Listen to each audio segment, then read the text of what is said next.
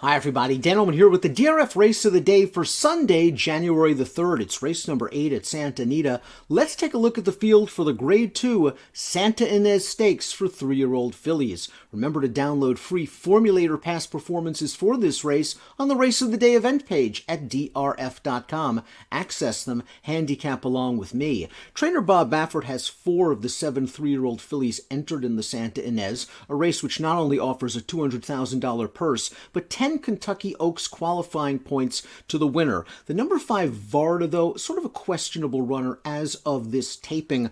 Baffert said in the DRF Race Advance that he's 50-50 on the fence running Varda. Maybe Varda might want a little bit more ground. She just won the Grade 1 Starlet Stakes at 2 turns. Let's throw up the Timeform US pace projector for this race, and I agree with Timeform US. Calypso looks like the main speed from the outside. She set a very fast pace in the Starlet before finishing second to Varda, and the turn back in distance should be right up her alley. And considering that Baffert trains the 3 Exotic West, the 6 Frosteria, I think the 7's going to have a little bit of an easier time on the lead, unless the 4 Queen Goll can get closer to the pace. And I think that might be a little bit of the monkey wrench in the Timeform US pace projector if Flavien Prat decides to get aggressive with Queen Goll. Nevertheless, Calypso should be on the lead.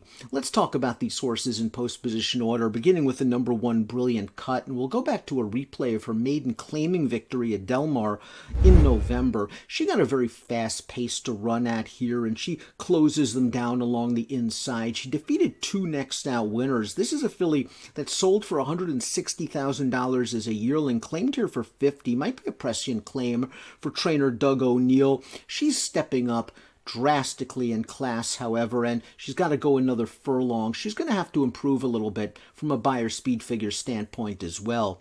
The 2 is Nasra Dean, and I think she's got a bit of price potential in this year's edition of the Santa Ynez. She earned a solid figure in her second lifetime start, winning her maiden at Del Mar sprinting. They ran her in the Starlet. She was far from disgrace that day, finishing behind both Varda and Calypso. She's got some pedigree, the damn Grade 2 placed on the turf, and it just appears that this Nyquist filly is taking a step in the right direction with each and every start, and I like cutbacks in distance, going 7 furlongs. I think this filly can run okay if you give her some pace to run at.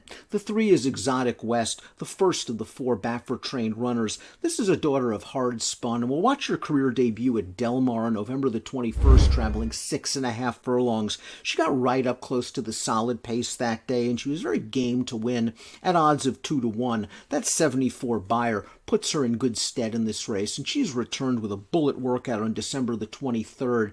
I think she's going to be close to the pace without dueling her stablemate Calypso, and she should be in with every chance turning for home. She has a lot of potential. Queen Goll is an intriguing runner to me. In her first 2 starts, she split decisions with Calypso. She beat Calypso on the square at Del Mar in her career debut, then finished behind that horse in a minor stakes race at Santa Anita, going 3/4 of a mile. Last time out in the Desi Arnaz Stakes, she was bumped very badly leaving the gate, and she was unable to obtain forward position. She tried to get into the race with a wide move on the turn, ended up between horses in the stretch, and was no match for the runaway winner Astute, but game for second. Now, I know Astute didn't come back and run very well in the Starlet, but I think that filly still retains some promise, and I believe Queen Goll switching back to Flavien Prat, it'll be a bit closer to the pace this time around. 3 starts, 3 solid buyer speed figures for the daughter of the Turf Stakes winner, Natchez Dawn. Varda is the 5, the questionable runner in this race, but if she runs, she'll be tough based on her score in the Starlet. Now, her Starlet win came at 17-1, and there was a lot going on in this race. The big favorite, Princess Noor, suffered a career-ending injury, and the pace melted down. Both of those factors attributed perhaps to Varda's victory. Now, she hasn't gotten much faster since her career debut. The Starlet came back rather slow, a 68 buyer speed figure, slower than all 3 of Queen Goll's lifetime starts, so she'll have to improve there. But this is a filly that's done nothing wrong from 3 lifetime starts, and if the pace heats up, and if she runs in this race, you can count on her to give a good account from the back of the pack. Frosteria, to me, is one of the more intriguing runners in this race for Bob Baffert. 3 starts, 3 runner-up finishes, so she is a maiden going into the Santa Ynez off of this performance at Los Alamitos, and she earned an 82 Beyer speed figure when losing to the promising Moonlight D'Oro.